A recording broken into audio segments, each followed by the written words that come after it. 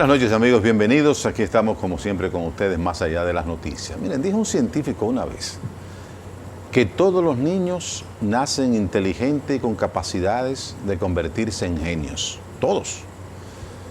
Lo que pasa es que algunos tienen la oportunidad de desarrollarlo y otros no. Por eso, en la escuela cada vez ha iniciado más temprano con procesos de aprendizaje diferentes. Porque ya el aprendizaje no es de una sola línea, es decir, el aprendizaje no es solamente visual y repetitivo. El aprendizaje puede ser por el tacto, puede ser por auditivo, puede ser visual, puede ser de diferentes maneras. O sea, las últimas influencias y los últimos avances que se han tenido en esto nos permiten a nosotros ahora tener más herramientas para permitir que nuestros hijos puedan tener mejores condiciones para ir a la escuela que cada día exige más de ellos, ¿no? Entonces a veces tenemos ciertos niveles de frustraciones porque todo padre anhela un hijo genio o quiere un hijo genio. Y yo siempre he dicho que yo lo que quiero es un hijo feliz, o sea, que sea feliz y que sea capaz de aceptarse como tal, como es, y que pueda desarrollar y pueda ser un hombre de bien para la sociedad que les va a permitir vivir. Pero indiscutiblemente que ya la escuela no empieza a los 6 años ni a los 7 años, como tradicionalmente empezaba hace unos 20 o 30 años. Ya desde meses los niños están en centros que le permite con una serie de ejercicios y una serie de estimulaciones especiales a desarrollar sus condiciones cognitivas para aprender más. Inclusive el hecho de gatear, que la gente a veces lo ve como algo normal, no solamente es normal, es necesario. El niño que no gatea pues puede tener posteriormente algunas deficiencias motoras. Es decir, todo viene dado para que el niño pueda desarrollarse en función de esas destrezas que empiezan desde esas edades de meses de nacido. Y bueno, ya tenemos las sociedades que empiezan a educar y a llevar a los niños desde los 2 años ya con un proceso más tradicional, más dinámico de su aprendizaje, de su enseñanza. Y bueno, con todas estas reglas que hay ahora, con todo esto de internet, con todo estos ejercicios y toda esta abundancia de información, pues el niño que va a la escuela tiene muchísimas formas de aprender, pero también en la escuela, en esas edades, a veces los niños son muy crueles, ¿no? Y ahí está el bullying, ahí está la burla, una serie de situaciones que a veces, de alguna manera, no le permiten a ese niño desarrollar sus habilidades porque se siente frustrado, se siente menos, se torna depresivo, porque es obeso, porque no es tan buen mozo como el estereotipo quiere, porque es de un color y está en un colegio a lo mejor donde sus compañeras tienen otras condiciones. Entonces, estamos viviendo también en un mundo de la imagen. Pero es importante lo que nosotros como padres vayamos a hacer y vayamos a enseñar a esos niños y la oportunidad que les vamos a dar para que ellos puedan desarrollarse sanamente. Ya, gracias a Dios, los profesores hoy en día, no todos, pero han aprendido estas cosas y tienen más control, más cuidado de cómo manejarse con esta criaturita pequeña que estamos moldeando, que estamos haciendo y que la estamos convirtiendo en un hombre para el futuro y para la sociedad dominicana. Hoy tenemos con nosotros como invitada a Virginia Padilla Cartagena, que es psicóloga y educadora y fundadora de Emercy School.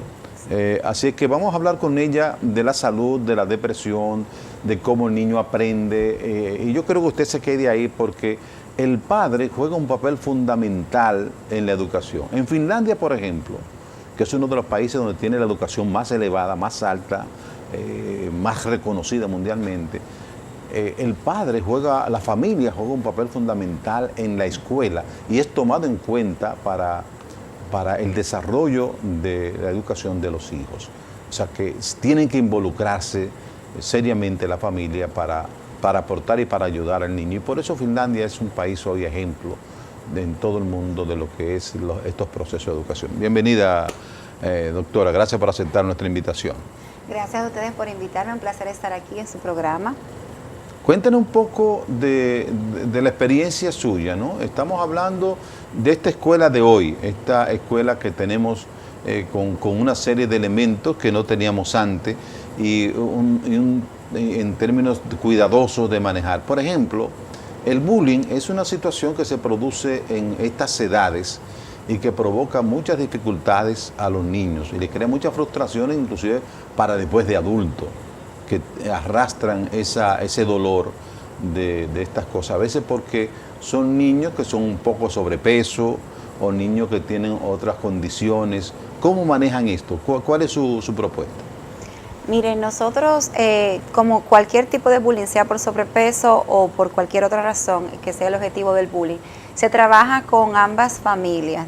Primero, el que es objeto del bullying, como aquel niño que está haciendo el bullying. Y se trabaja un proceso de concientización para eliminar, erradicar el bullying. El bullying siempre ha existido, lo que pasa es que quizá tenía otro nombre, otras formas, siempre ha existido los niños que tenían relajo. Antes decían la burla, que se burlaban de tenían burla, relajo. La diferencia en el bullying y el relajo es que un relajo puede ser de un momento y transitorio. El bullying, para hacer bullying, tiene que ser constante, tiene que ser fijo y tiene que ser con la misma persona. Entonces, cuando se da también un bullying por sobrepeso, o como usted mencionó, o por cualquier otra razón, se trabaja con las familias, conjuntamente de ambos estudiantes, tanto para que el objeto de bullying supere esa situación como el que está haciendo el bullying, entonces pare de hacerlo y aprenda de otra manera de relacionarse con sus compañeros, que no sea de una manera que haga daño y que sea lasciva. O sea, que se tome en cuenta ambas familias. Sí. A veces tiene que ser más de una, porque a veces son grupos que se dan en las escuelas, que se manejan un grupo contra otro y estas cosas, ¿no? Si son más de uno, entonces se trabajan con toda la familia. Y ojo, porque muchas veces en la época anterior, o quizá unos 15, 20 años atrás, solamente se hablaba de bullying personal, o sea, porque teníamos contacto dentro de la escuela en el momento y el acoso solamente se daba en la escuela, pero ahora como también tenemos todo lo que es la tecnología, está el ciberbullying, o sea que el niño que está siendo objeto de bullying muchas veces sale de la escuela, está lejos del niño que le está haciendo el bullying, pero a través de las redes sociales puede continuar la práctica independientemente de que no estemos uno al lado del otro. Entonces también se hablamos de lo que es el ciberbullying. ¿Cómo puede afectar esto la personalidad, el rendimiento Bueno, de un niño que sea objeto de estas burlas? Por lo general, un niño que es objeto de este tipo de burla y de ese tipo de acoso, pues entonces va a estar depresivo, no va a querer ir a la escuela, su rendimiento académico se va a ver afectado, pudiera tener manifestaciones de ansiedad, falta de sueño, la falta de sueño hace que se desconcentre en las clases, preocupación por el tema. Pero a veces la madre no sabe que está pasando eso con el niño, porque a veces ellos no lo exteriorizan tan fácilmente. La mayoría de las veces, porque no siempre el niño tiene la confianza de ir donde sus padres a decirle lo que le está quejando. O sea, muchas veces el bullying es detectado por el mismo profesor, que se da cuenta por algún comentario o porque otro amiguito entonces va y da el reporte al profesor. O también el niño entonces comienza a hablar, entonces se comienza a manejar desde el departamento de psicología con todas las personas involucradas, no solamente los niños, sino también la familia, porque la familia juega un papel importante, porque aquel niño que está haciendo bullying también por lo general está sujeto a situaciones emocionales lascivas para su persona, que entonces la familia tampoco se ha dado cuenta y lo refleja quizá en un comportamiento de acoso hacia otra persona y hace una proyección de lo mismo que tiene por dentro. O sea, del ambiente que está viviendo, sí. Porque tampoco podemos victimizar a estos niños, que lo hacen quizás no con esa intención, sino como un juego. A veces ellos saben que están haciendo daño. Bueno, depende lo que pasa es que al final siguen siendo dos menores.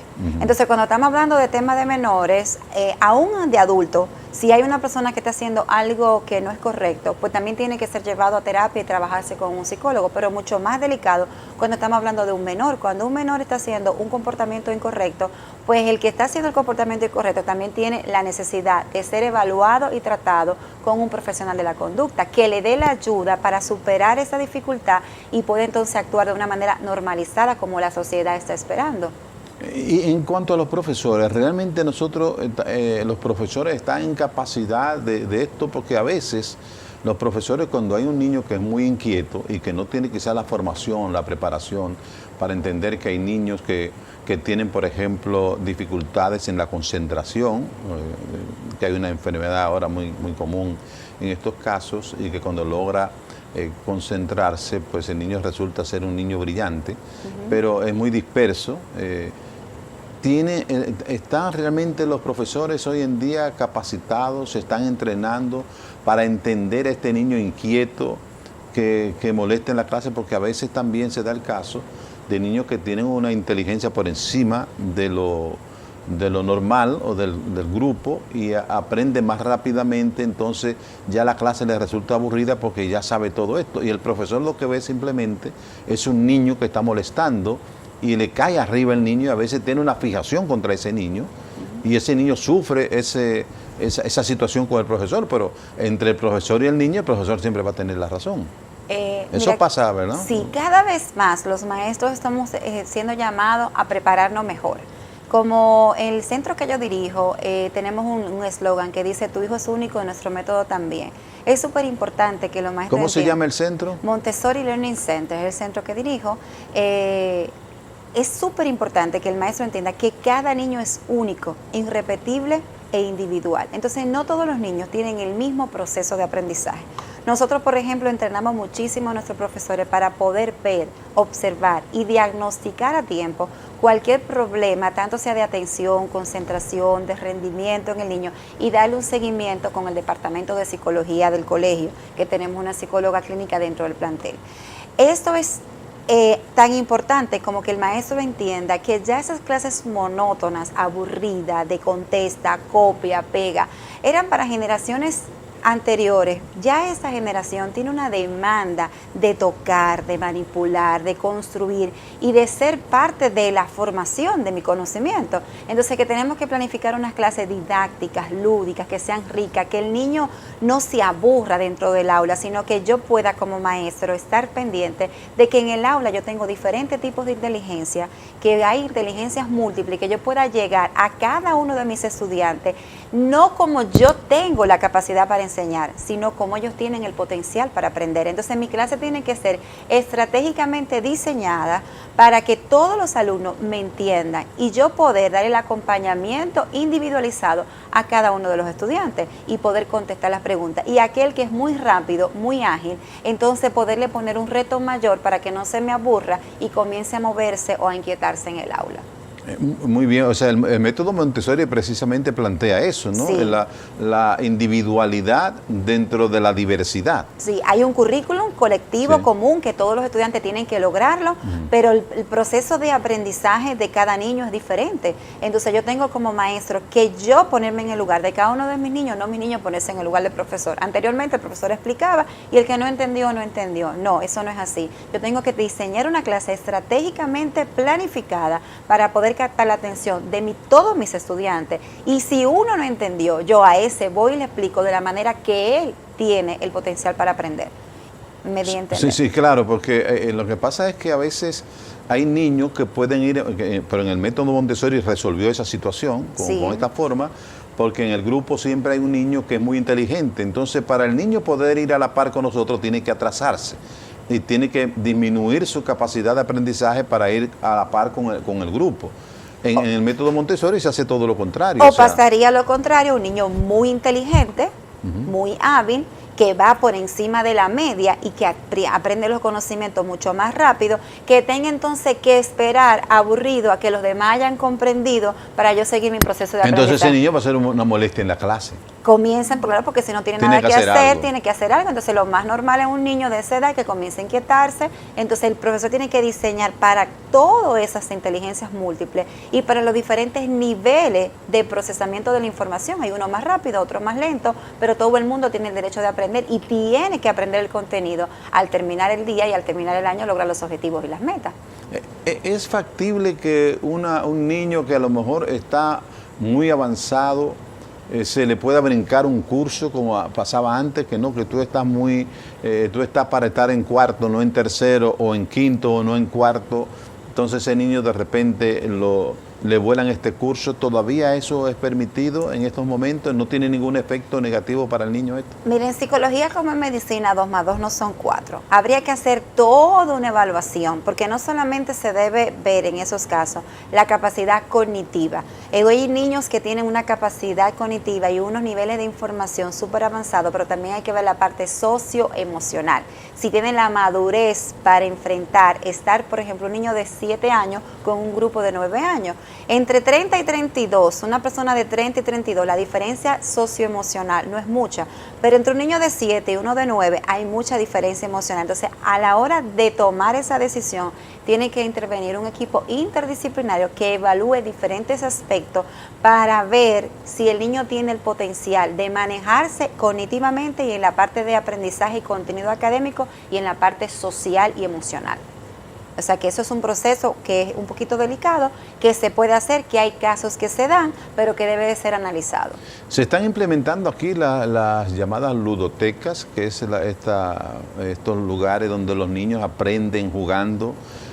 Tienen los colegios aquí, tienen puesto en su mira esta herramienta de aprendizaje. Por ejemplo, nosotros tenemos software educativo, tenemos plataformas, por ejemplo, nuestros cursos y en nuestras aulas a nivel de bachillerato, nosotros manejamos con software donde el estudiante se autoevalúa a nivel de matemática, le da la proyección, el software le dice al niño dónde se está equivocando, dónde tiene el problema, le dice al adulto, al profesor, estadísticamente dónde está el proceso de información del niño. Por ejemplo, si yo te pongo una operación matemática y es un problema, dice, no, el problema está en que no sabe sumar, no sabe restar, no sabe multiplicar, o no, es que el proceso de pensamiento crítico en el niño no está siendo suficiente, entonces el maestro tiene que trabajar pensamiento crítico. Tenemos lo que son las pizarras inteligentes, pizarras Mimio, donde tiene sonido, donde hay colores. Eso es en la escuela que usted maneja, sí, ¿no? Sí. Y obviamente todos esos recursos están disponibles para todos los centros que quieran utilizar una educación donde sea vivencial, que sea lúdica, que sea divertida, pero que también tenga los materiales manipulativos, que el estudiante pueda hacer maqueta, pueda hacer foro, debate, o sea, que pueda desarrollarse el niño como un ente global, que yo solamente tengo que trabajar diferentes áreas, o sea, yo tengo que trabajar la parte de la comunicación, la parte de la seguridad, la parte de la inteligencia emocional, o sea, ya la educación no es solamente baseo de contenido, de yo saber cuánto conoce en un área específica, sino hay que trabajar toda una estructura de desarrollo del ser humano que se va a enfrentar a una vida laboral productiva. El caso, por ejemplo, de los bachilleres, que todavía nosotros estamos lanzando bachilleres, pero que no tienen ninguna especialidad, o en su escuela eso se está tomando en cuenta. Siempre se ha dicho que un bachiller, como sucede en otros países, sale con una formación técnica en algo, o en matemática, o en técnico, o en... hay algunas escuelas como los centros salesianos, que creo que trabajan esto, donde el bachiller, desde los primeros años del bachillerato, va escogiendo una disciplina, si es computadora, si es filosofía, si es matemáticas, etcétera. Y cuando termina su bachillerato sale con una formación técnica en este aspecto, es decir, que ya es una persona medianamente con una formación superior. Pero lo que estamos viendo todavía en la tradicional escuela, y en esta semana han habido algunos debates en los medios de comunicación sobre el bachiller de hace 30 años y el bachiller de ahora. Se supone que el bachiller de ahora, con más informaciones, que le llegan por diferentes vías, con más tecnología, debería ser un bachiller que salga con un nivel académico superior al bachiller de hace 30 años. Sin embargo, la discusión circulaba en función de que los bachilleres de hace 30 años o hace 40 años son mucho mejores formados que los bachilleres de ahora. ¿Es así? Eso va a depender mucho del centro en el que estén. Habrán centros que saldrán estudiantes. En los centros privados, en el centro público es el mismo.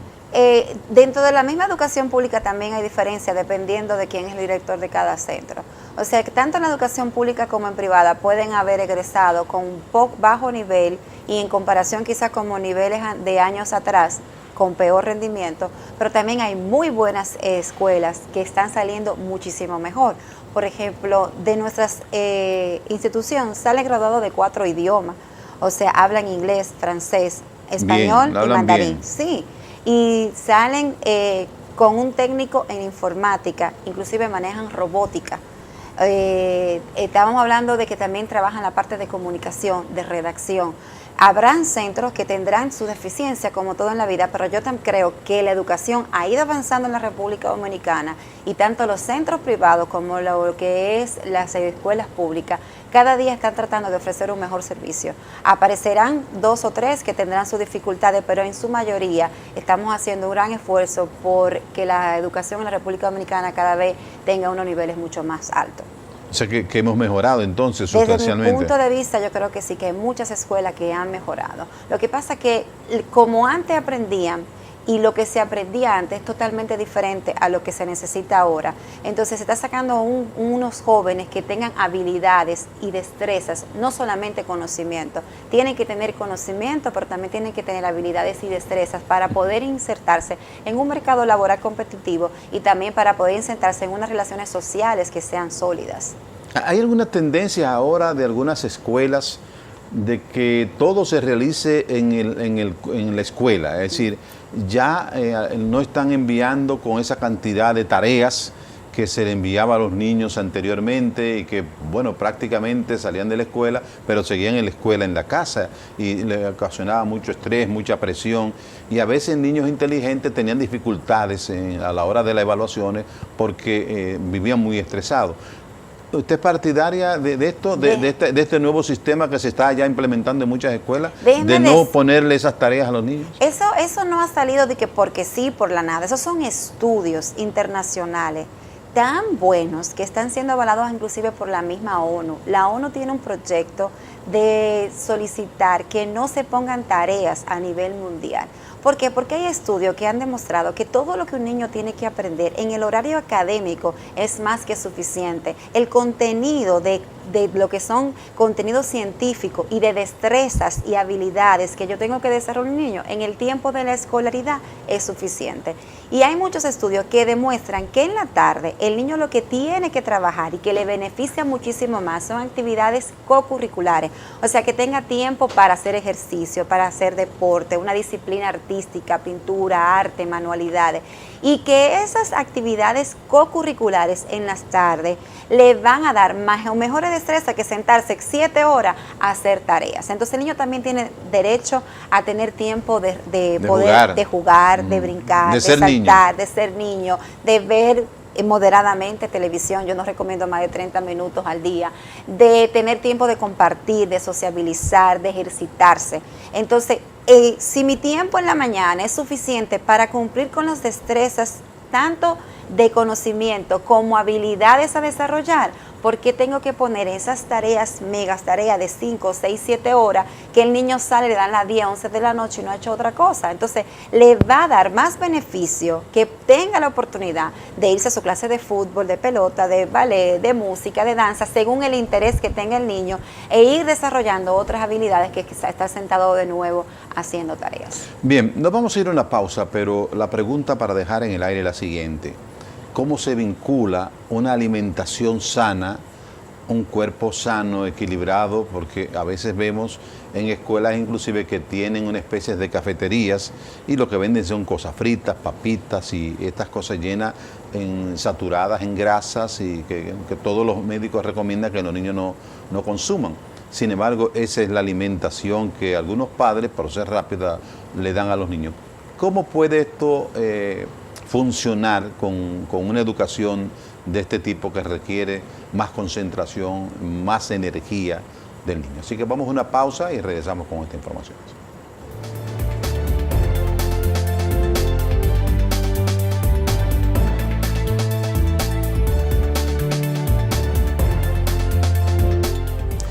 Bien, estamos conversando con Virginia Pardilla Cartagena, no Padilla, Pardilla Cartagena, que es psicóloga y educadora, fundadora de Emercy School. Entonces nos quedamos ahorita de cómo la alimentación, porque hablamos de la obesidad tiene que ver mucho con una alimentación totalmente desequilibrada y rica en grasas o en azúcares. ¿Cuál es tu opinión sobre esta parte de la educación? ¿Realmente puede vincularse a una posibilidad para algunos estudiantes que puedan asimilar mejor la información? Mira, los estudios demuestran que una correcta alimentación no solamente nos ayuda a tener una mejor, entender mejor las clases, comprender y un buen desarrollo a nivel cognitivo, sino que nos ayuda en toda la vida. Una persona que no se alimente correctamente no va a tener la energía suficiente para hacer ningún trabajo, mucho menos un estudiante que va al colegio a quemar neuronas, a estudiar, a aprender y necesita ir primero desayunado. Eso es un proceso de concientización con la familia, de que en el colegio lo que se supone que el niño va es a merendar, pero ya él llega con el primer alimento, que es el más importante. Inclusive hay niños que cuando no han desayunado tienen ansiedad, porque tienen hambre, no se pueden controlar y se mueven más, se muestran mucho más inquietos. El proceso de alimentación correcta para lo que es una alimentación adecuada y una vida sana, pues comienza desde casa. Entonces, como colegio, ¿qué estamos haciendo? Nosotros tenemos un programa que se llama MLC Health, que trabajamos tanto con los padres del colegio como con padres de otras escuelas y estudiantes de otras escuelas, donde lo que hacemos es una concientización. El niño aprende a comer lo que yo le modelo. El niño que yo le doy una alimentación de comidas fritas, chatarra, que están llenas de carbohidratos, saturados de grasas, porque el carbohidrato el niño lo necesita, pero saturados de grasa o un exceso de carbohidratos donde no está viendo el modelamiento de comer fruta, de comer vegetales, de comer carnes saludables, pues entonces el niño va a repetir el mismo patrón que ve en el hogar. Entonces, lo importante es que la familia entienda de que el niño aprende a través del modelamiento de los padres. Si los padres leen, ellos van a leer. Si los padres tienen un comportamiento de respeto, de gracias y cortesía, el niño va a tener un comportamiento de gracia y cortesía. Si el padre lo que está comiendo es comida que no es saludable y no modela ejercicio, pues el niño va a hacer lo mismo. Entonces, lo primero es entender que yo le modelo a mi hijo con el ejemplo y que el niño no decide qué se compra y qué se almacena en la casa, en la cocina, ni en la nevera, sino que en la nevera el niño va a encontrar los alimentos que el padre le provea. Entonces, si yo le proveo comida saludable, el niño lo que va a comer comida saludable. Sobre todo si empieza de temprana edad. Sobre todo de temprana edad. Entonces me dicen muchos padres, pero entonces, Virginia, si ya cometí el error, no me di cuenta, y ya el niño entonces comenzó a comer comida que no es sana, y eso es lo que le gusta, ¿cómo ahora voy enderezando el proceso? Entonces, dentro del proceso está que a un niño no se le debe de poner un régimen estricto de que tú estás a dieta, sino que se debe hacer un proceso paulatino de irlo concientizando de la importancia de una correcta alimentación. Por ejemplo, si en la casa se comen 3 pizzas con un refresco, entonces a partir de ahora que estamos haciendo el proceso de concientización, nos vamos a comer una pizza y le vamos a agregar manzana y jugos naturales. Entonces lo voy a ir llevando paulatinamente, poquito a poco, a irle mostrando una correcta alimentación. Lo idóneo es desde bebé comenzarle a mostrar una alimentación correcta, que no se coma las cosas fritas, que coma con menos grasa, sí, e irle enseñando. ¿Y qué tipo de desayuno? Porque a veces la prisa, el del padre que tiene que irse a la oficina, de la madre que tiene que irse a trabajar, tiene que dejar el niño, y hay un corre-corre desde las 6 de la mañana en la casa. O sea, ¿qué desayuno se le puede dar a un niño que sea fácil? Porque, por ejemplo, agarran una papita frita, un juguito de estos que vienen con un calimete, o sea, con un sorbete ahí mismo, y bueno, resolví por lo menos la merienda. La prisa de las madres que estamos trabajando, la mayoría fuera de casa hace eso, y esos juguitos casi siempre vienen cargados de mucho azúcar. Esto por lo general lo manejan mejor los mismos nutriólogos clínicos, pero la recomendación de los médicos nutricionistas es, por ejemplo, un yogur con granola, un cereal bajo en grasa pero que sea rico en fibra, quesos que sean bajo en grasa, panes integral, algo de fruta en la mañana, en vez de darle un jugo de eso concentrado que ya vienen hechos, entonces comprar la fruta natural y entonces tratar de acostumbrar el paladar a que se lo tomen con la azúcar propia de la fruta y en algunos casos entonces con muy poquita azúcar, la leche descremada por la mañana, jamón con galletitas, o sea que se vaya desayunado, el huevo puede ser también, a algunos niños no les gusta porque le cae pesado en la mañana, pero hay otros que lo toleran, pero sí es importante que vaya desayunado con algo rico, nutritivo, para minimizar la ansiedad y el estrés que produce la espera del tiempo del recreo. Porque algunos niños inclusive su recreo no es a las 9 de la mañana. Ya si estamos hablando de un adolescente, por lo general 10:30, 10:45, 11 que viene a hacer los recreos en el colegio. Y si no ha desayunado, ya usted se imaginará con toda esta carga de energía, con todos estos conocimientos que tiene que manejar, cómo va ese cerebro trabajando entonces sin tener la gasolina necesaria. Ahora se me ocurre la situación en las aulas que se da a veces también con el niño que quizás por cualquier condición X no tiene esa gran capacidad de aprendizaje, o el profesor no ha entendido su modo de aprender y se queda un poco retraído. Sin embargo, hay otros que son brillantes, entonces los profesores de alguna manera se alían al que es el brillante de la clase y van dejando como de un lado a este estudiante que a lo mejor está haciendo un gran esfuerzo para tener su tarea, para aprender, pero tiene unas condiciones que no le permiten ir a la par con ese grupo, y siente que no hay una protección, que no hay una correcta dinámica dentro del aula con él, y se siente frustrado y hasta se deprime. ¿Qué pasa en estos casos? Eso pasa, ¿no? Sí, pasa. Así como hay niños que van mucho más arriba de la media a nivel intelectual, que son mucho más rápidos, algunos que necesitan un poquito más de tiempo para alcanzar los objetivos. El profesor tiene que identificar El eso. profesor tiene que tener la capacidad para identificarlo, debe de reportarlo al departamento de orientación del colegio para hacer un trabajo interdisciplinario con la coordinación académica, el departamento de psicología, el profesor o los profesores involucrados, el niño que tiene la necesidad y la familia. Entonces ahí se comienza a hacer un trabajo en equipo de manera interdisciplinaria para poder apoyar a ese niño, ver por qué su proceso de aprendizaje es más lento, es falta de atención, es falta de concentración, es algún problema emocional, porque a veces no hay ni siquiera ningún problema cognitivo. O auditivo o visual. O es un problema físico, visual, auditivo. Entonces, tan pronto ya tengamos el diagnóstico de por qué el proceso es mucho más lento, entonces darle la ayuda idónea y la terapia necesaria para solucionar, porque si es auditivo, pues entonces vamos a ponerle si son visual, entonces vamos a ponerle los lentes. Ahora, si es problema de atención o de concentración, con terapias de atención y de concentración, que ya hay expertos buenísimos en el país, con una serie de terapias, eso se va manejando, y con una serie de ejercicios, entonces el niño se puede incorporar después de manera, al cabo de 1 año, 2 años, y ni notarse la diferencia con los compañeros anteriores. Pero pesa mucho ahí la actitud del profesor con relación al niño. Mira, ahí entiendo pesan que el profesor, él tiene que sentirse querido y aceptado dentro de ese grupo, a pesar de que tenga esa condición, porque él no eligió eso. Ahí hay responsabilidades compartidas, tanto del centro como de la familia. El profesor tiene que identificarse con ese niño, tiene que tener unos niveles de vocación, de entrega, ser un maestro de vocación para ayudarlo y acompañar a ese menor. Ahora también muchas veces encontramos profesores con esos niveles de vocación y quizás la familia pasa por un proceso de negación o porque no está entendiendo el proceso del niño, o a veces las condiciones económicas no son las ideales para poder darle una ayuda, porque a veces estas terapias cuestan dinero, tiempo y dinero. Entonces también la familia tiene que colaborar con el proceso, porque la familia es que va a tomar la decisión de dónde llevarlo, a qué médico llevarlo, a qué terapeuta, y los fondos tiene que lograrlo también la familia para poder dar esa ayuda. Claro, así Entonces es una responsabilidad compartida donde tiene que haber un buen profesor con una muy buena actitud de entrega para apoyar a ese niño, que los hay muchos en el país, y una familia que entonces entienda la importancia de darle la ayuda al niño para entonces poderlo sacar a camino. Hay un problema serio ahora, muy serio, con relación a la internet y los niños que tienen en el teléfono, se la pasan pegados a los juegos, desarrollan muchas habilidades, porque el internet también es una fuente de información por todas las vías.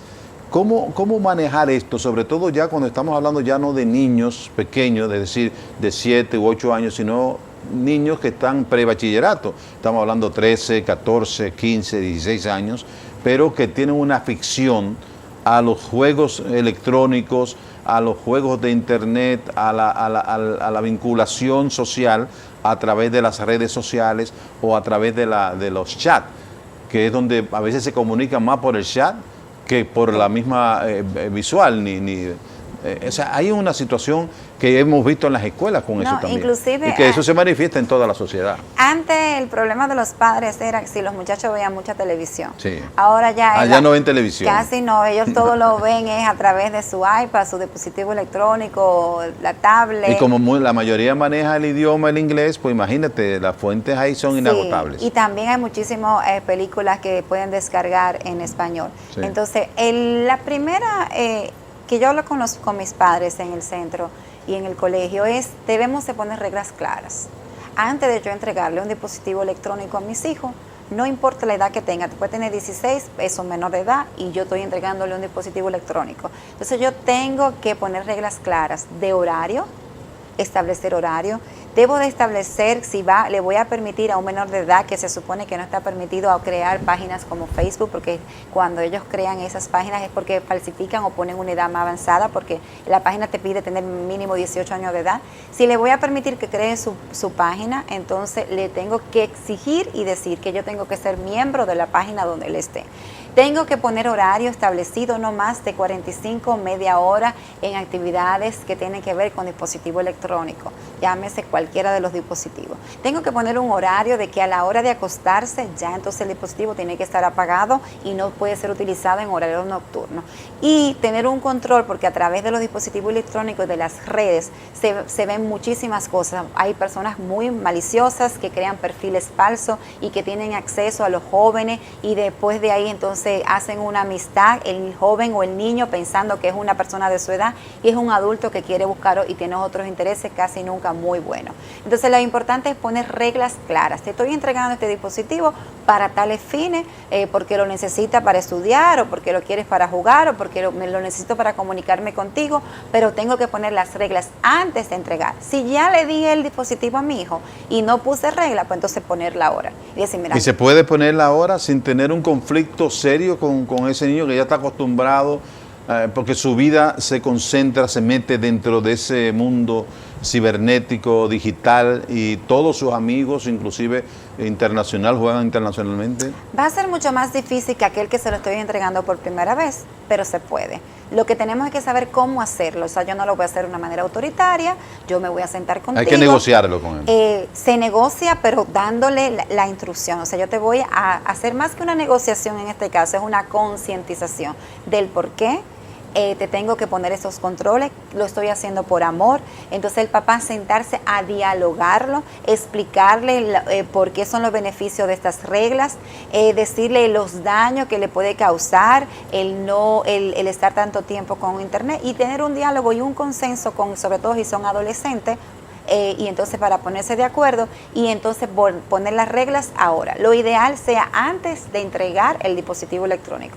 No lo hice, vamos a resarcir el daño, entonces vamos a conversar y vamos a poner reglas. Tú también tienes que tener tiempo para leerme el libro, tú necesitas tiempo para correr, brincar, saltar, ejercitarte, practicar algún tipo de deporte, entonces porque eso es parte de tu salud. Tú necesitas tiempo para interactuar de manera social con alguien, no solamente a través de las redes, sino que tú aprendas a comunicarte con otra persona que esté al lado tuyo. Entonces, conversando, en diálogo, en el amor, se puede lograr muchísimas cosas con los niños.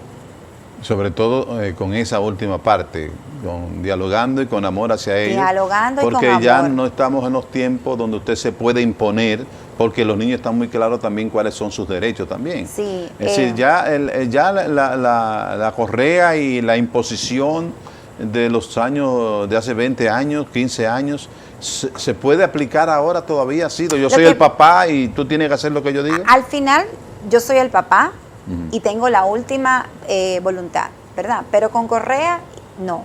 O sea, con conversación, sí. Porque al final, con un correazo, lo único que tú estás fomentando es violencia. No estás fomentando valores ni pensamiento crítico. Ahora, si yo me siento contigo en un diálogo y te explico y te doy las razones, te doy por qué, así al final hablé en amor, y el niño no me entendió, de todas maneras a las 9 de la noche el dispositivo electrónico se tiene que apagar, porque yo soy el papá. Pero primero agoto todo el proceso, todo el proceso de conversar, de concientizar, de hablar. No es porque entonces yo lo hablé y él no lo ha entendido, le van a dar a las 12 de la noche despierto sin acostarse y con el dispositivo electrónico. No, mira mi amor, ya yo te lo expliqué, lo hemos conversado, ahora tú no lo quieres entender. Yo necesito que tú me des tu dispositivo electrónico porque son las 9 de la noche y acordamos que 9, 10 ya tú tienes que estar acostado para poder mañana ir descansado a la escuela. Entonces, sí, al final tú tienes la última voluntad. Lo que no puedes es imponerla a base de golpe, a base de correazo, sino hablar con el joven, dialogarlo, y si al final no lo entiende, pues entonces no, discúlpame. Y en un tono sin gritar, sin ofender y sin violentarse. Yo soy el papá. Y sin dejarse provocar por ellos, ¿verdad? Claro. Porque a veces provocan para que tú reacciones y... Entonces yo soy la que tengo O sea, que hacer... es una situación difícil, sobre todo cuando estamos hablando ya de adolescentes que ya tienen más o menos su personalidad definida. Y que se creen que son grandes, Sí. y que tienen, pero al final el papá tiene que actuar con mucha astucia. El papá tiene que ser muy inteligente y actuar con mucho amor, con mucha disciplina. Sí, porque es un pero camino un tanto difícil y que puede tornarse peligroso en un momento determinado, y hemos visto casos de niños que han tomado decisiones muy difíciles, fruto de esas discusiones y de esas posiciones que ellos quizás no entienden en ese momento que es por su bien. Claro, entonces ahí O tenemos sea, hay también... que tener qué sé yo, una visión muy clara de hacia dónde va dirigiendo esos caminos, ¿no? Sí, yo pienso que ahí hay el diálogo, la comunicación es súper importante en la familia. Una familia que no se comunique, que no tenga un diálogo, pues entonces va a ser mucho más difícil que nos pongamos de acuerdo. Pero también la familia a veces llega cansada, los padres, y un día hoy pongo regla, mañana no pongo. Entonces la constancia y la perseverancia después del diálogo, la comunicación es una base importante. Y si voy a dar otra pastillita receta, es el amor. O sea, Sí. tiene que haber comunicación, perseverancia, constancia y mucho amor dentro de la familia para poder criar en este tiempo tan difícil, donde hay tantos antivalores, Sí. y que los padres tenemos que ayudar a nuestros hijos a ser formados de una manera correcta. Sobre todo que esos sistemas y estos mecanismos, estos instrumentos se alejan mucho de inclusive de la fraternidad, de la familia, del compartir, del socializar, porque es un mundo interesante, atractivo para ellos, más que el mundo que tienen a su alrededor, que son sus hermanos, sus padres, y esto hay que manejarlo, como usted muy bien dice, con mucho amor y mucha prudencia para que ellos puedan entenderlo. Pues Virginia Pardilla, Cartagena, muchas gracias por venir al programa. Gracias a ustedes por invitarme, un placer compartir con usted. Muy amable. Señores, ustedes, gracias por acompañarnos. Hasta un próximo programa.